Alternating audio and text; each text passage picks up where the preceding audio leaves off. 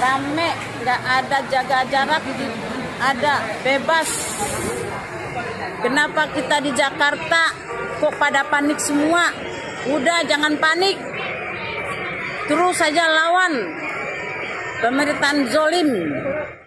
Jangan kita ketakutan berlebihan menghadapi virus ini, tapi jangan juga ceroboh. Catat itu. Apalagi sampai ngomong seperti itu tuh. Itu kan ceroboh. Ada pasalnya, ada hukumnya. Provokasi namanya. Masuk undang-undang ITE itu. Perekam video warga dengan KTP Jakarta ini terancam dijerat Undang-Undang ITE karena komentarnya di video bernada provokatif dan mengandung ujaran kebencian. Perekam video dibolehkan pulang Senin pagi tetapi dikenai wajib lapor ke Polda Sumatera Barat.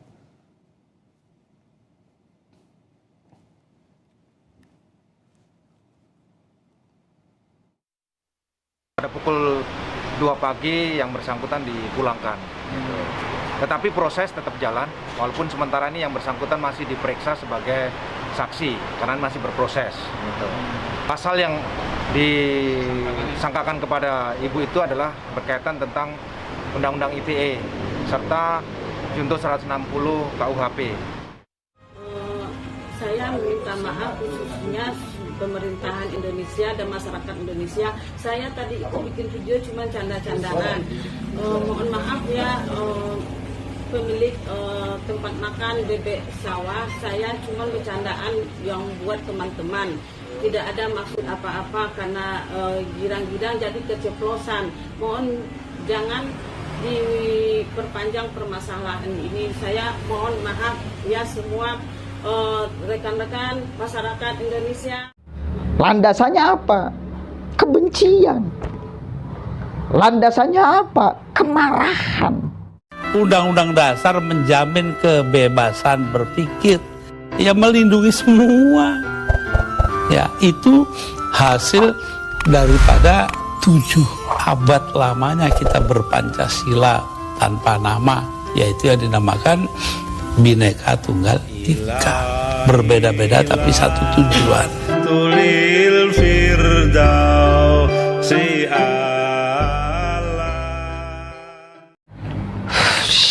Angel banget ya. Masyarakat Indonesia diingatkan ini susah sekali. Aduh, apakah nggak bisa sebelum ngomong itu dipikirkan terlebih dahulu? Otak itu harus didahulukan daripada ucapan kepada siapapun ini, termasuk kepada si ibu itu. Kalau sudah viral baru minta maaf, itu keceplosan karena saya lagi girang.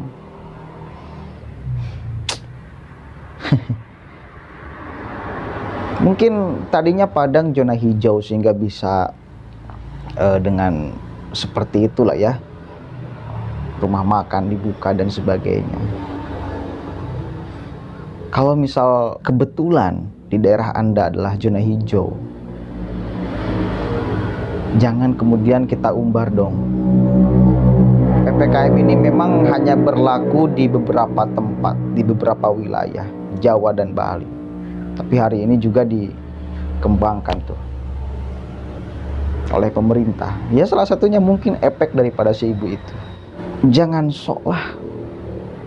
Ya, jangan sok.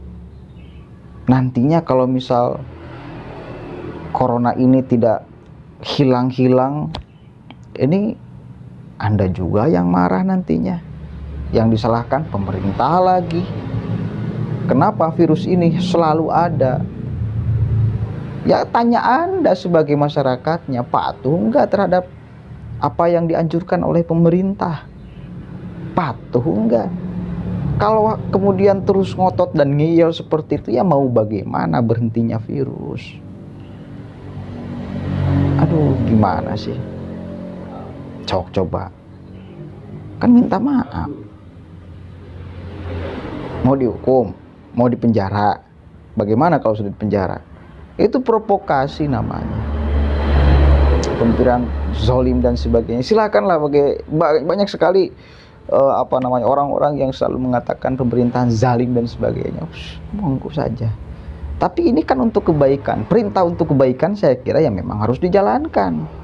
Kalau nyuruh masyarakatnya untuk apa gitu ya, ini kan untuk menjaga kesehatan kita semua juga. Apa sih untungnya pemerintah dari PPKM ini, apa coba?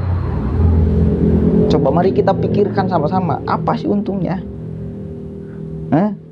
Apa untungnya? Masyarakat tidak bekerja, ekonomi tidak jalan, yang ada malah rugi. Kalau pikiran saya ya, tempat hiburan banyak yang ditutup, mal-mal dibatasi dan sebagainya. Kalau pikiran saya yang normal, ini justru kalau pemerintah memberlakukan PPKM itu malah rugi, pajak-pajak mungkin berkurang dan sebagainya. Itu kan logika sederhana saya. Apa untungnya? Justru kan kemudian untungnya yaitu keselamatan warganya. Lebih mementingkan keselamatan daripada hanya keuntungan nominal. Aduh Gusti, susah banget. Coba kalau sudah seperti ini, gimana? Memang keren. Kita jangan terlalu takut kepada virus corona. Memang keren, jangan keterlaluan sehingga menjadi sugesti yang buruk kepada kita. Sepakat saya di wilayah sana, sangat sepakat.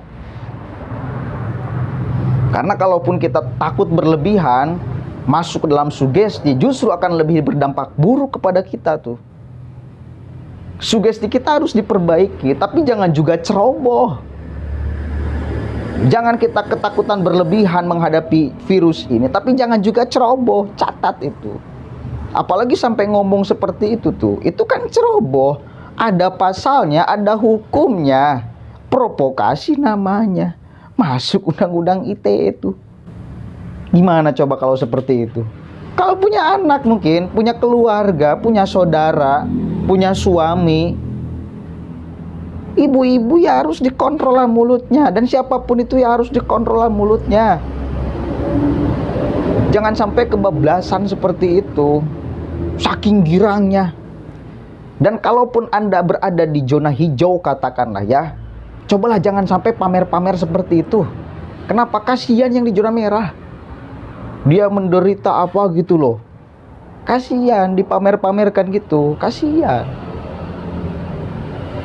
Yang di zona merah nggak bisa kemana-mana, semuanya di lockdown, nggak bisa keluar rumah pun diawasi, harus memakai aturan protokol kesehatan dan sebagainya.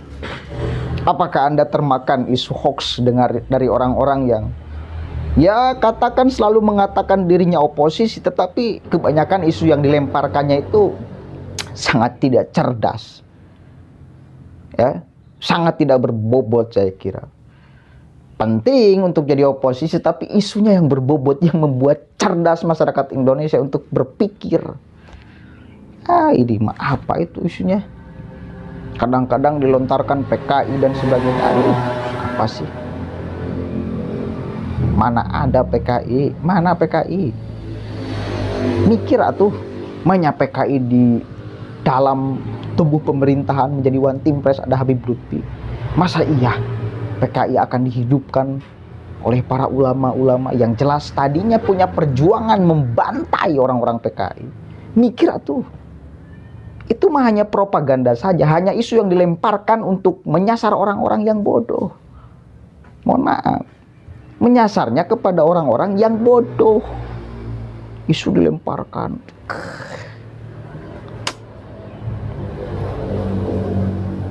Tapi karena kemudian kita sudah akut kebenciannya kepada pemerintah, ya, benar. Ini tanda-tanda kebangkitan PKI. Kan gitu. Landasannya apa? Kebencian. Landasannya apa? Kemarahan. Aduh. Ya. Jangan angel jadi masyarakat. Dan mohon ini jangan sampai ditiru oleh yang lain. Jangan sampai ditiru lah. Akhirnya kan juga minta maaf. kasihan. Karena emosi jadi minta maaf. Kasihan keluargamu, Bu. Kasihan saudaramu, Bu. Anakmu kasihan, Bu. Suamimu kasihan. Ya, ini jadi kewaspadaan bagi kita semua. Setelah viral, repot kan? Wallahul muwaffiq ila aqwamit thoriq. Wallahu a'lam bishawab. Assalamualaikum warahmatullahi wabarakatuh.